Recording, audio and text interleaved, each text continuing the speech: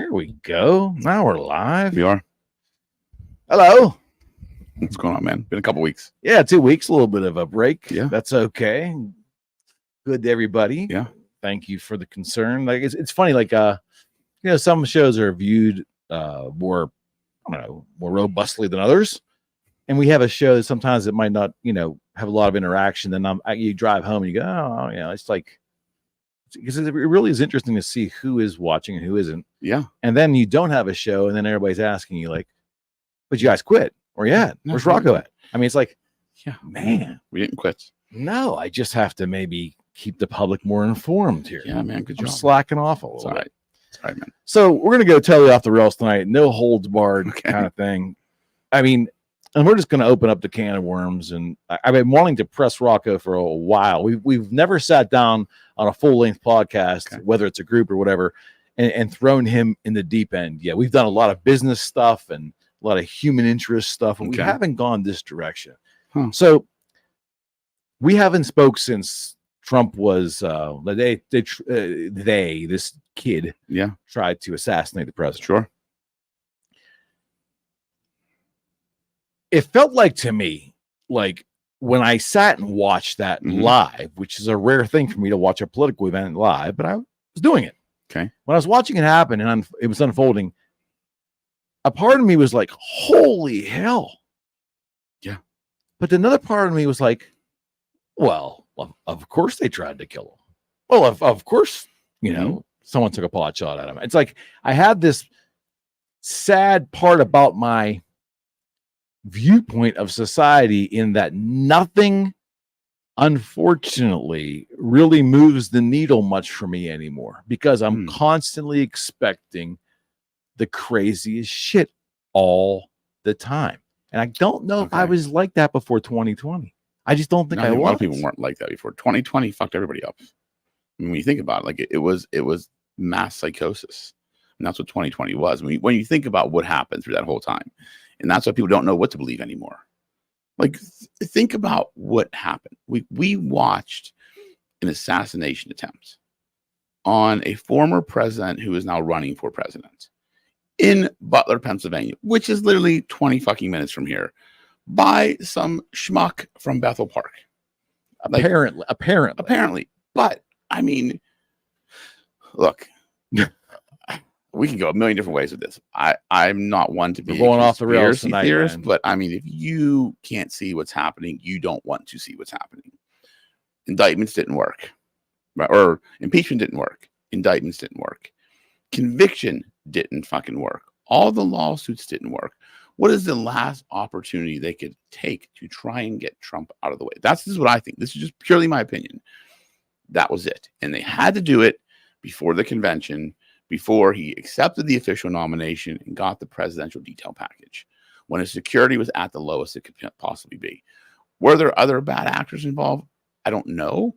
Do I think it's plausible that a 20-year-old kid from Bethel Park could get on a roof with a rangefinder and a rifle and a fucking ladder, 130 yards from the president? A drone. Right.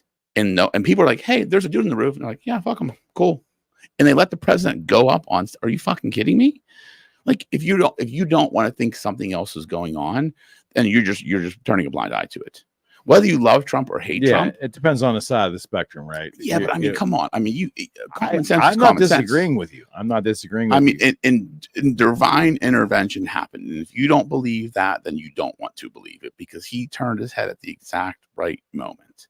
And then for the man to fall down and get up and lift his arms up and say, fight, fight, fight, that was pretty fucking badass. And whether you like him or hate him, you cannot deny that is the American spirit. Certainly. And that's what we need more in this country. And people are just too afraid to say it. And then you had the other side that, we've been bouncing this around for 3.5 years. Yeah. The phrase today is acuity, whatever. Okay. Does he have the cognitive skill? Does he still have the cognitive skill to function as a president? Trump? As a candidate? No. On the other side. Oh, yeah. But we've been saying the new word is acuity. That's like that's the polite word people are saying, right? But the bottom line is the cognitive decline has been there, very visible for a long time, and everyone is making excuses for it. I feel like I'm sometimes in a parallel universe, like, and that's part of what I was getting at. Like, I was resigned to the fact that, of course, they took a pot shot at him. Nothing that doesn't surprise me. Right. I see on a daily basis what I believe to be very intelligent people on television, constantly pretending that he does not have cognitive decline, saying that he's as sharp as ever.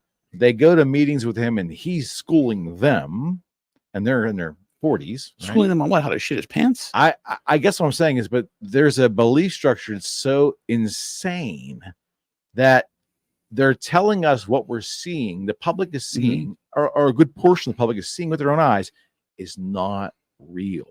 Well, so of course I think it's crumbling apart right now. I mean, think about it. It started with the debate. When you have him getting into an argument over fucking golf during a presidential debate, are you shitting me? And then for him to just drop out. Like, here's my whole theory on that. Was he going to be the nominee? I didn't really think so, right? I thought he would have been gone a long time ago. The fact they did it right now, and the person they're putting up did not go through the democratic process of being a duly elected candidate. But my point is, then, that side can't pull that democracy card anymore. Because you've basically acted in the face of what this country was built upon. We're a constitutional republic, and they just said, fuck the people. We're going to put in power who we want in power, regardless if the people voted for this person or not, because they didn't vote for her. They voted for Biden. He picked her as the VP, right? She didn't even make it through any of the primaries. They didn't have a primary. She wasn't elected.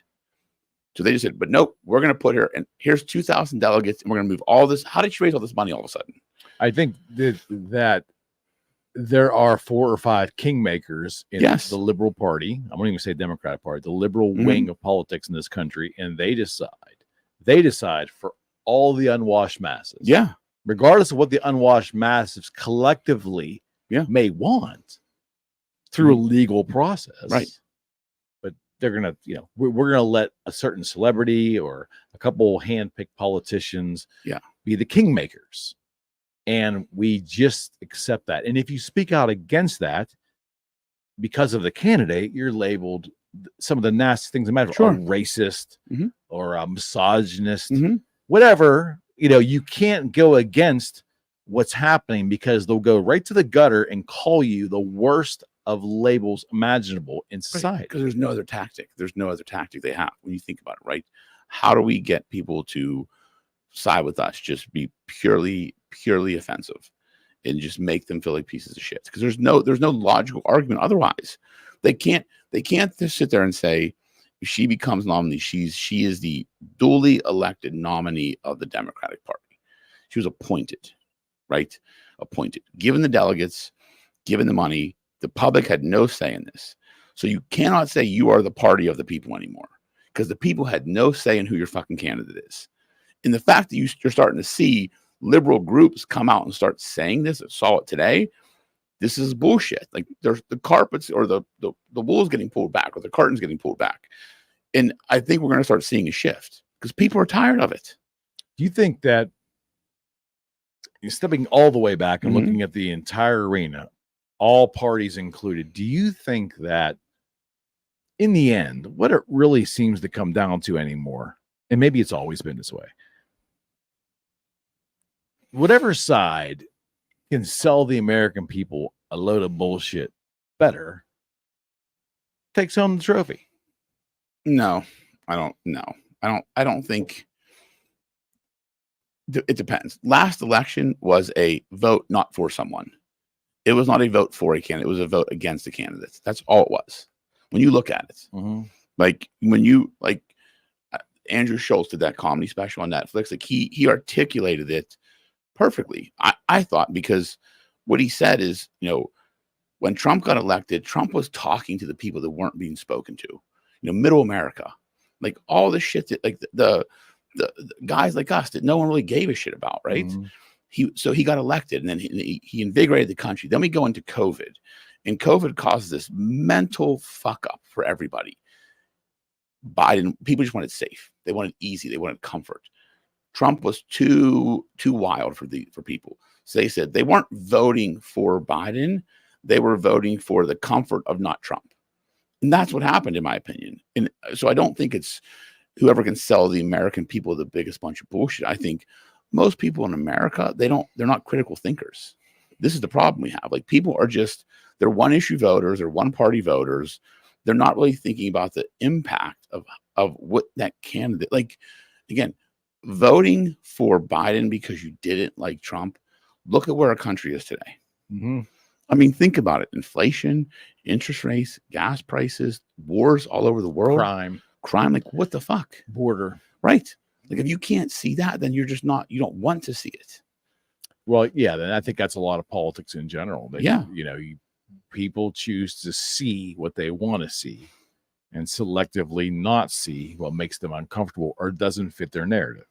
Well, right. That's the other thing too. It comes down to the narrative they've created or were told. That's like I posted those videos last week when I was on vacation, and I did a follow-up on. People were like messaging me, like, outraged. It's like, and they were literally just copying and pasting shit from news articles. It's like, how about if you're gonna come at me or debate me, have some fucking original thought, and I'll be happy to get into a debate with you. But don't just pull something from your party's news media outlet and try and pass it off as your own.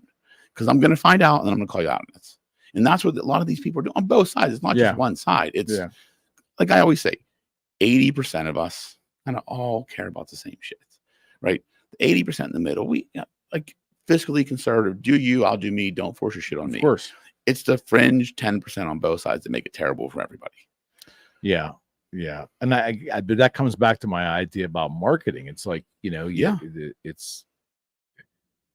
it's whatever can be packaged the slickest and the best and the target market studies and the polls and all that, science that goes behind that. There's too much of that involved in what should be a very organic and a sacred thing, which is electing leaders. Well, a perfect example of the marketing is the Roe v. Wade decision. The Republicans just didn't articulate what the decision was actually about. Right. Democrats got in front of it. They said they're taking away your rights. Like, no. All we're saying is the federal government is not the proper forum to assert those rights. Right. It's a state's right choice. That's all that case was saying. But Republicans didn't articulate it. Democrats went off on it. And that's how they won the midterm elections. Plain and simple. It was all about the packaging of that decision. Message. Because no one wants to critically think and read the decision, understand what it actually does. No, we really prefer to make decisions based off of a guttural response. Yeah. It has little to do with our ability to rationally think. Because we're always in a heightened state of awareness. Since COVID, when you think about it, right? So now we're very reactionary as people. So anything that sets us off, it's like we just react. We don't pause to think. So what's really going on here? We're in some state of like constant alert. Yeah. Heightened awareness, constant alert. And our news doesn't help because, talk about alerts. It's like whether it's CNN or Fox or whatever that communist station is, MSNBC, whatever it is, that it literally is, breaking news, or it's, Fox News alert, CNN breaking news, or communist news, whatever it is. It's just, but they'll hit you with that constantly. Yeah. Biden changed his diaper, breaking news. It's like it's really, it's just so unnecessary. And it's actually, it's going to sound sinister. We should all have free will, of course, but it appears like they're preying on the citizenry. 100%. They're preying on people's inability to think for themselves. I mean, that's truly what I think is going on, because they know people don't read below the fold, right? They don't read past the headlines. I mean, like, look at how much clickbait there is. Like, that's why clickbait exists, because they know people are going to read a headline and take that as fact, and then, play the game of telephone. And if you look at the actual, like, that's what happened during COVID, right? They were showing photos of these hospitals in Italy. Those photos from like 2016, but no one was actually reading the article or going to the source, or like, look at what's happening in Italy. Like these hospitals yeah. are being set up everywhere. That's from fucking Well, 2016. it just opens up society to so much manipulation. Yeah, absolutely. That's news. News is not journalism, it's sensationalism. That's all it is anymore. It's how do we manipulate eyeballs to sell advertising or to buy elections? Is there any turning back from it, though? I think we need to turn back to basic human decency in this country. God, being kind, being fair to one another, not taking offense to everything. Back to a time when The Office was funny and wouldn't be canceled if it was on TV today. Because if you put that show on TV today, they'd all be canceled. But it was probably one of the funniest TV shows to ever exist. Like, we need to just get back to that. Like back before the Occupy Wall Street happened, when there wasn't all this bullshit going on. That's what we need to get back to, in my opinion. It's just like, it's crazy. Yeah, it's the heightened sensitivity to feelings. I think to me has been the biggest change. We're maneuvering in a way now, Yeah. both socially and politically, and even from a business standpoint now, where we've elevated the importance of feelings. Now, some guys do it. Guys, Guise, guys, under the guise of we're being nicer people. But look what it's doing to society. I'd make the argument that catering to feelings before anything else has really flipped society in the past 4, 5, 6 years on its head. Yeah, we've lost common sense. Like, I understand that no one's out to intentionally hurt somebody's feelings or be offensive, right?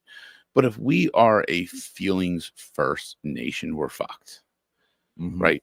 Because you need strong leaders. You need people that have a backbone. You need people that won't take offense to everything. And now if you got to dance around everything you say and everything you do because of someone's feelings, I don't want to be in that environment. I don't want to work in that environment. I don't want to deal with people like that. It's just interesting how it just is creating, although you don't feel it from a verbal standpoint, it's more caustic than ever, but it's creating, the idea is you're going to create a meeker society. And I don't think a meeker society serves society. No, I mean, what's that saying? That, strong, good times create weak men, the same Hard times. Hard times, yeah. And that's where we are. Like, we're in a time where there's weakness in society. And we need to get back. People need to start standing up and doing right and doing the right things and not getting offended by everything and being okay with differing opinions or being okay with indifference in general. Like, we always talk, like, I don't have to care about everything. Like, climate change, don't really give a shit about. Don't know enough about it. Like, it's just fucking hot. Like, I know that. Like, I'm hot. Like, okay, climate's changing. Yeah, I'm sweaty. Cool. I'm good. But I don't really care about, like, I don't have enough mental capacity to worry about shit like that. But if you tell it to someone, like, well, how could you be so terrible of a person? I'm like, I don't. Now, does that get back to the fact that we're constantly looking to label other people? Yes. Brand them, label them, put them in a box, and then all of a sudden we'll feel better about dealing with them because we've already identified what they are, who they are. Yeah. And I know that I have to deal with them in a certain way. Yeah. We pigeonhole them right away. That's exactly right. Yes. 100%. People want to label everybody. Like, think about it. Like, think about just how much people are labeled. What a shallow way to live, though. There's so much to the human. I mean, we're such complex creatures, and some of us even more complex. Those that actually spend time thinking deeply, and we just don't respect that concept with each other. No, I mean, the human condition in and of itself is complex, but I think we have gotten away from that because we've eliminated face-to-face communications. Right? We've made everything electronic. We've made everything instantaneous, and people don't have to. I mean, look at dating. Like, think about dating, right? We're growing up, like, you had to actually talk to people. Now you literally go on apps. Like, that's where we are in society. So that connection doesn't have to be there anymore. And people don't know. Like, I always say, you can tell someone that'll be very successful in business by the way they can talk to people. Certainly. Like, how they enter a room, how they talk to people, how they engage. I'm like, head and shoulders above other people when you see it. Because so many people are so bad at it. Like, so bad at face-to-face human connection. It's a lost art. It really is. We've just gotten really comfortable Mhm. with impersonal communication. And we've actually normalized, I think, generally speaking, impersonal conversation to be the rule of the day, the Yeah. normal way that Yeah. humans operate. Yes. And I'm not sure it's serving us well. No, I don't like it. I don't like Zoom. I don't like meeting online, the Teams meetings. It's not the same. And to me, it doesn't give you a full view into someone's motives, their psyche, what they're thinking, their body language. You can't get the full communication package, in my opinion. And it's definitely done a detriment to society, I think, especially in the business world. Absolutely. Do we ingest more? I don't know if I can word this correctly. It seems like because we're such a heavy media centric society, certainly because of how much media there is, and also the delivery tools to us. Yeah. It's like in 2024, it seems to me that we are ingesting more than we are contemplating, or that we can contemplate. Yeah. I mean, think about how much information comes at you every day. Like, I have information overload every single day. I had to learn to filter it and focus, because I mean, between emails I get, social media messages I get, the 15 screens I have in my office, like, I'm constantly being overloaded with information. So I had to really learn and teach myself how to filter out the noise and focus. But most people aren't willing to do that because it takes a lot of time. It's hard work. So they're constantly getting bombarded with information, not really processing it or thinking it. That's why headlines matter. That's why news writers and copywriters focus on the headline so much, because they know a person will read that over an article 99 out of 100 times. And so if I can catch you at the headline, you're going to take the headline as fact, regardless of what the article says. And I'm not doing anything wrong, because my headline's the clickbait. If I'm putting the true story in the article, if you only interpret the headline, that's on you. It's not on me. Yeah. Not until they get away with this shit. Ultimately, we have to take personal responsibility for our own lives. That's a whole different conversation. Manage them, but it's so, oh man, it just feels. Here I'm talking in my feelings. It feels manipulative to the highest order. Yeah. The way that we are, and I'll use the term, we are preyed on by the major media houses in this country. And that includes Hollywood, your film houses, absolutely. And we've turned news into entertainment, which has blurred the lines now. So much of what we ingest, people will lay on the couch all day and watch CNN or Fox News, and it's like an entertainment thing. And it's probably, as I did during the pandemic, I fucking sat there and watched news all day long and gained 30 pounds doing it. I'm like, this is bullshit. I think it started in the early 90s when the first Gulf War and CNN kind of really exploded from that point. People would binge watch the news. Well, I remember watching CNN when I was in law school when the war was going on after 9/11. I remember being glued to it after class. I was never a news watcher, but for some reason, it was Robin Meade, I think, was a newscaster I watched. She always was talking about the war. So I'm like, I don't know what the fuck's going on. But it is manipulation. It really is. In Hollywood, you do the same thing. Like, they use Hollywood to manipulate us. Yeah. Product placements and propaganda placement. That's what these movies are for. For sure. I mean, and I think that's always been going on, just more now than ever. But I found it very interesting that we succumbed, or a portion of our society succumbed. Basically, I won't say the will, but a portion of our society just kowtowed to an actor's opinion on a presidential candidate. Yeah, who gives a fuck? And the gravity that person's opinion was given was really interesting. Yeah, I mean, again, so that shows you where we are in society. That people respect the opinion of an actor over intelligent, intellectual people. I'm not saying that the actor isn't intelligent or intellectual, but they're not known for that. They're known for acting. So we blurred the lines. We Mhm. continue to blur the lines in so many ways, and that just could be at the pace of society and communications and media, and everything's getting blurred. But again, it gives me the feeling we're being preyed on. Yeah, I mean, and it's uncomfortable. Well, if you let yourself get preyed on. I mean, again, I think you have to manage it. I think people need to get back to critical thinking. Like, don't take everything at face value. Ask the next question. Like, just ask why. Why is can't that? we? But why are we so opposed to slowing things down? Because it's hard to slow things down. But why? But why is it hard? Because look at how fast things move now.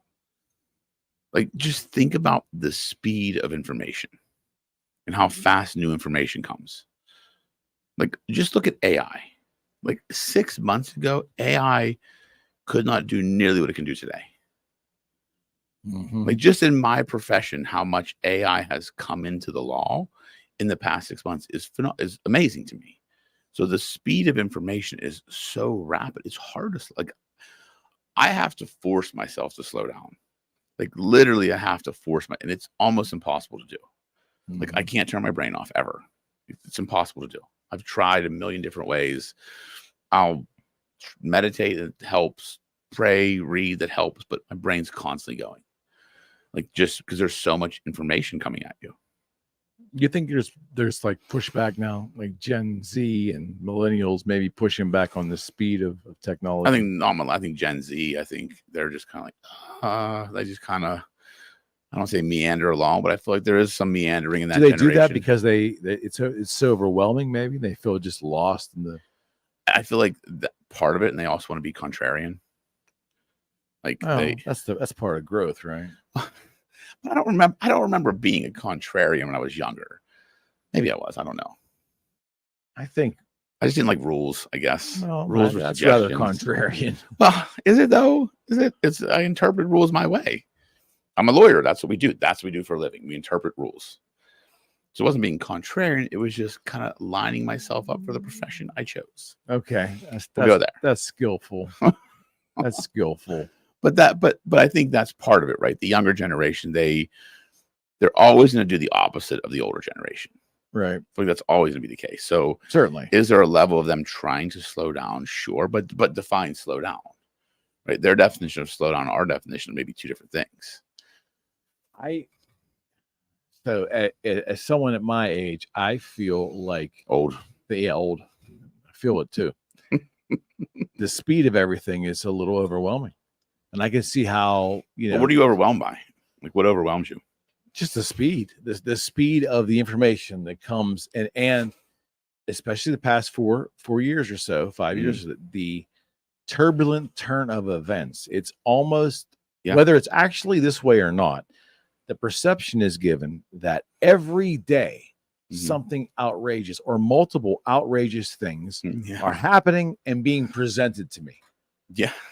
Every single day, to the point where I told you when I saw him get shot, of course he got shot. I mean, I shouldn't I have been expecting this?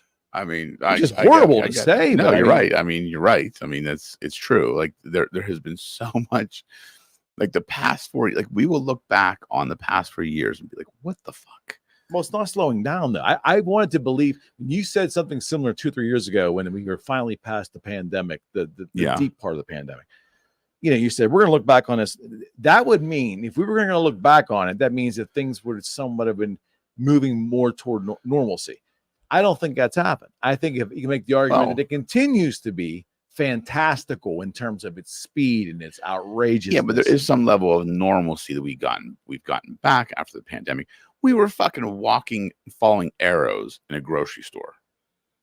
And if you went down the wrong, have you gone to Walmart and looked around recently? Walmart, that's a whole different world. And that's a whole. I do like Walmart. Trust me, I'll just wander around that store and just buy random shit. But pandemic, when you think about it, I remember being in Giant Eagle and getting looked at by this old woman like I was a serial killer because I went down the wrong way of an aisle. just to grab a box of fucking rice or something. I'm like, it's right there. Can I just grab it? Like, I gotta go all the way down. This made no sense to me. Like the shit we did. Like you can't eat inside unless inside's outside. Like, okay, so we're just creating restaurants in tents, but because it's not in the restaurant, but it's inside, outside, it's safe. I'm like, make that make sense to me. But see, the point that all that stuff didn't make sense became like the new standard. So now we're conditioned to accept stupidity. Well, we are really conditioned to accept stupidity. I disagree. Case in point, the guy that's leading our country has had cognitive decline, visible, audible cognitive decline on video for most of the public. Sure.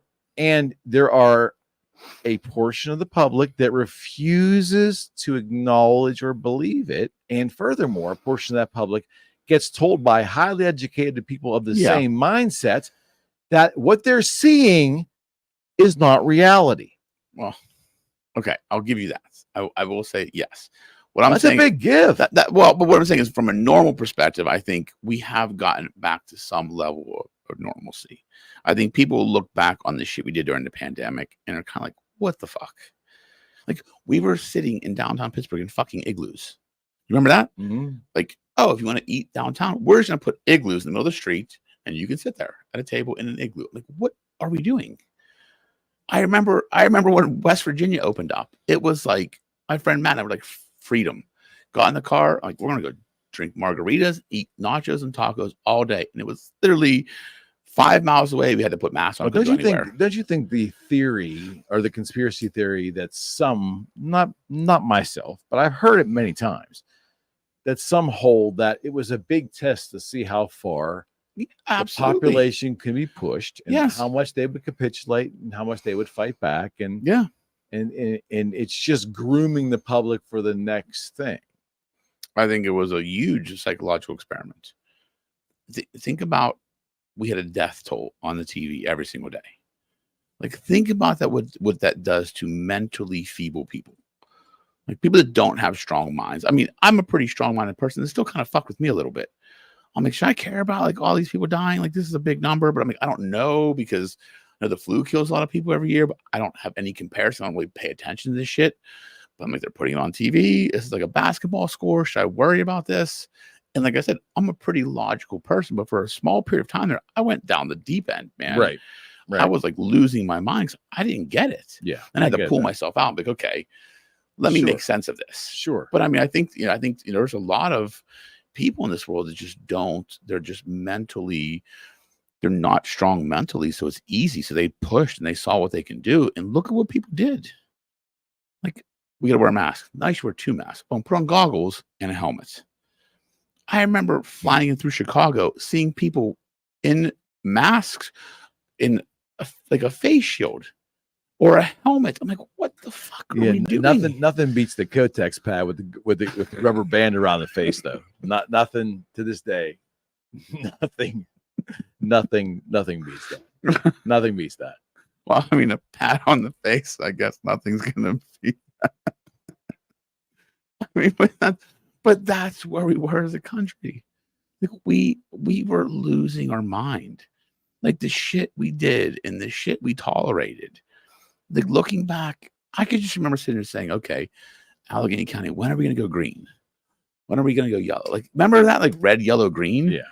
And I'm thinking to myself, what the fuck? And then the health secretary, like, telling us to wash our hands every day and sing happy birthday. Okay. Like, every fucking day. Okay, so help me understand something. So let's back to the political thing for a second.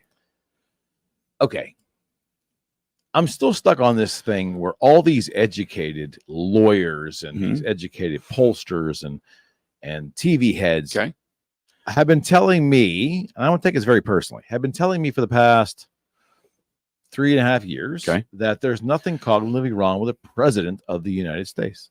That what I'm seeing is nothing to worry about. It doesn't happen. Sure. He's as strong as ever. He is cognitively runs circles around his staff, and his staff can't get. They've been saying everything, right? Okay, all that, right? I don't understand why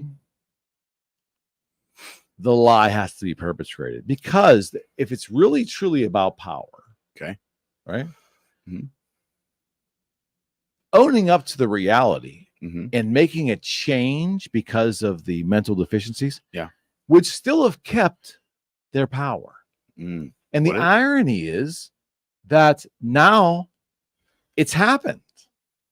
Okay. On the election front, there's been a change. The person who is now running would have been the person that would have replaced him as president if his political party would have been honest about his condition. Why the charade? Like, what's the reason behind keeping it? Because it wasn't to lose power. They were positioned to maintain power. Well, no, almost definitely. Well, no, I don't think they would have maintained power. Because here's why. I think people knew going into the election he wasn't cognitively there. People questioned the results of the election. When he had rallies that had 100 people and Trump had 100,000 people, but he got the most votes of any president ever. Okay. They perpetrated that to get in. They come out and say, it's not all there. We got to make a change. Midterm elections done. Republicans would have pounced. They would have swept the House and the Senate. I guarantee you. After they won the midterms or after the midterm results, why didn't it happen then? They were hoping to push him across the finish line. I'm telling you. And that was a real plan? That was an actual real plan? Explain it otherwise, because they're too close to the deadlines now. Like they kind of fucked themselves. I believe truly that they were going to push him across the finish line. If he won again, 25th Amendment him. And then whoever the VP takes over. Because they pushed so hard, like he was their guy. He's there. It was a preservation of power move. I don't think they would have preserved power the way you think. I don't agree. But that's what they got now. The person they could have put in 2 years ago to really get a more cognitive thinking person in the most important seat in the country is who they ended up more cognitive person. I would have to say so. Well, yeah, I mean, I would have to say so. But is that the right person for the position right now? Well, that's who they chose now. Well, we're going to find out. But people didn't choose it. The powers that be did. And that's the problem. And that's where I think things are unraveling. See, there's so many questions. Like, if we really had a healthy batch of journalists, liberal and conservative bent, and why do we even have to know the bent of a journalist? I mean, the journalists should be right. Now, we always kind of felt like journalism's coming from the left side, always historically, but it wasn't so radical. Yeah. My point to you is,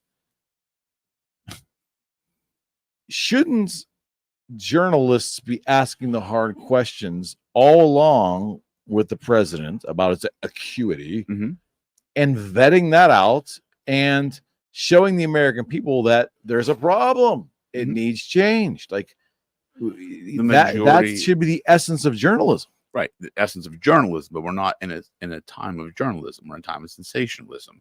And look at who controls most of the media. The left. Think about it. Like, you watch the press conferences, Fox News is the only one that questions his mental acuity. Everyone else, like, he's fine. He's good. Don't even question that. Yeah. Like, how do you like his ice cream today for dinner? Like, they ask questions like that. Like, because who's paying the bill? Like, look at the powers that be and who controls the media. I think it's fascinating that I think this is so fascinating that right now, whether you agree with what's happened or whether you don't, doesn't matter. You've got a convicted felon in the lead for the presidency of the United States. Yeah, I love it. So what I'm saying to you is, I would have to think that there's gotta be a little bit of thought process going on with some of the public. There'd have to be. I mean, there would have to be. I think the house of cards is unraveling, because here's why. I think Trump has lived, 70 some years, has never been convicted, accused of any crime. Now, all of a sudden, he's a convicted felon after he's president, and charges brought against his political opponents. Like, the charges brought by his political opponents. Like, people are starting to wake up and see the bullshit. These were, like, the case in Florida got tossed. Like, they see it's political theater, and it was using the Justice Department and the government as a political weapon. And that's why they're so fearful of Trump, because Trump doesn't, like, if you can't see, like, again, I always say, whether you love him or hate him, he actually gives a shit about the country. He could be on a fucking island with his wife and just hanging out and having a good time, living out his years. But he decided to lose a bunch of money, put himself in the line of fire, literally and figuratively, for the betterment of the country. Like, if you can't see that, you can't argue it, because if you try to argue it, you're not American. Yeah, you don't believe in what this country stands for. And I've always thought that, all of my life, that I was all my adult life, that I'm always okay with different philosophies. I don't have to agree, don't want to agree. I'm always more concerned about what the motives are. Like, what's the motive? Of course. What drives the decision? What drives the image, the illusion, and so forth? And if we can't be okay with differences, then we really are lost. We're done. We're really lost. Yeah, we're done. Like, we have to be able to have uncomfortable conversations with one another where neither side gets offended, and maybe we agree to disagree, but we at least hear the other side out. Like, that's what it used to be like, but we've gotten to a point now where, like, everything's offensive. Why? And everything's volatile, and everything is in your face, and, right? And or so much is in your face, and everything has to be combative. I just think people are so used to living like that, so it's just their natural instinct now. 20 years ago, it wasn't, right? I remember, like, in law school, like when the Bush Gore thing happened, like, I was in law school when that happened. So we learned about the case, and we had great discussions with people on both sides, and there was no arguments and this like vitriol with one another. It was like we had actual intellectual discussions about what would happen in these situations. The hanging chads. Yeah. I mean, I remember that case in my constitutional law class, but back then, like, you try and do that now, it's like you're not talking about what happened. You're talking about the people. Yeah, everybody's dug in. Yeah, you're a Trumper, you're a Biden fan. Like, fuck you. Like, there's no talking about the actual substance of what's behind. Do you think humans like combat? Do you think we like to be in a state of confrontation, a state of adversarial discussion? Do you think like there's that feeds a part of our personality? Yeah, I mean, I do. I mean, and I'm universal to everybody. Well, I don't think so. I think I'm in an adversarial profession, right? So my profession is adversarial by nature. Am I an adversarial person? I tend to be pretty stoic for the most part of life, but I can be adversarial and competitive. But that's not what drives me, right? It's there when I need it, but it's not what drives me. Some people that's the fuel of their life. They have to be combative. Like, their natural instinct is to argue. And you can see people like that when you're having a discussion with them, they look like they're ready to pounce, even though you're not even having any combative discussion. They just have that, like, charged up energy. And I'm thinking of people in particular I know that are like that no matter what the conversation is, like, they want to argue about something. Yeah, it's we're in a different world, man. It could be too. Yeah, the older one gets, the more contemplative. That's the right word. Yeah, you become or else you just don't have the energy to be combative anymore. I don't know. Well, I think with age comes wisdom. I think as you get, like, I know 10 years ago, it's probably a lot different than I am now. Like, I was probably way more. I would just argue about shit just to argue about it because I'm like, oh, I got nothing else to do. Yeah. Now it's like, okay, like, what really matters? Like, most things don't bother me. Do you think indifference becomes easier when one gets older, or do you think it's specific to the person? I think yes and yes. I think it is specific to people, but I think overall, it is easier as you get older because you've seen more of the world. You understand people, I think, at a deeper level. So I think, like, yeah, when I was younger in my 20s, I thought I had to care about everything. Like, I had to take a position on every issue that came up. Right. Now it's like, I don't really care about a lot of stuff. Like, stuff that impacts me or my people or people I care about or my business or my family. Like that's one thing, but we live in a society now where a lot of people feel that they need to have an opinion on everything. It gives them validation of importance. It validates them. Like I think a lot of people do feel like they have to. I felt that during the pandemic. Everybody was an epidemiologist, so they're at word, and everybody's and everybody's a global warming or a race relations, everybody knew everything. Scholar or what, everything. Everybody has a finite opinion on everything. Yeah. And I what a crazy way to live, where you feel like you're expected to have these definitive opinions on everything. It's like, I think we've talked about this before, where the thing I laugh about the most is you have the Democratic Party and the Republican Party, and they both have platforms. Mm-hmm. We stand for these 20 principles. Right. And it's like, that's fine. Maybe you want that from an organization, but ultimately, we're all like a blend of each other. Yeah, all blend of the race and the species. Excuse me. And it's like, you might be dominant conservative or dominant liberal, but you're going to cross. And then how do you, as a person in your mind, reconcile the weight of each of those tenets? And it's like that's a real healthy, internal conversation to have. I just don't know if we're doing that anymore. Most people don't have those any of those internal conversations, because they're hard conversations. They're healthy conversations to have. They're also difficult, right? Just having self-awareness and looking at yourself in the mirror and trying to understand who you are and what you really stand for. Like that's a hard conversation to have. Like really understanding what you stand for, what you believe in. Yeah. Most people don't want to do it. There's like, I'm gonna go to work. Come home. It's uncomfortable. Yeah, because it is a hard thing to do. Like, because it is a real self-assessment that can be ugly at times. For sure. Listen, man, we're in a fucking. The next 3 months are going to be a complete and utter shit show. Yeah, and you and I haven't done any kind of political show in so long, but it just seemed like for a while. Yeah, it just seemed like the events of the past 2 weeks have been crazy. A president was shot. Right. A president quit the race. Right. And his vice president is now running with his delegates. Right. Like all in a matter of 2 weeks. Where is democracy? We're in a third world country. And we have no official word from any agency about the shooting. We still the public still doesn't have anything to go on. I will say the best part about it all is the memes that have come out. Like there's always humor. The government, it said like, hey, if the government's coming to your house, here's how you protect yourself. Handicap ramp.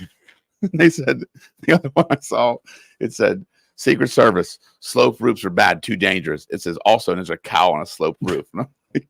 like the fact that this woman said that, like it was too dangerous. But are you surprised? I mean, does anything really surprise you anymore? That actually did, because that was unintelligent. Like, that was like Have you listened to our president recently? Well, yeah. I mean, that's. Have you listened to the conversation? Yeah, I mean, he got into a fight over golf in a presidential debate. So yes, I get it, man. All right. Until next week. Yes. And we're not going to do a political show next week. I'll lose my fucking mind. I will, man. 1 week's enough. All right, friends. We're out. Oh man.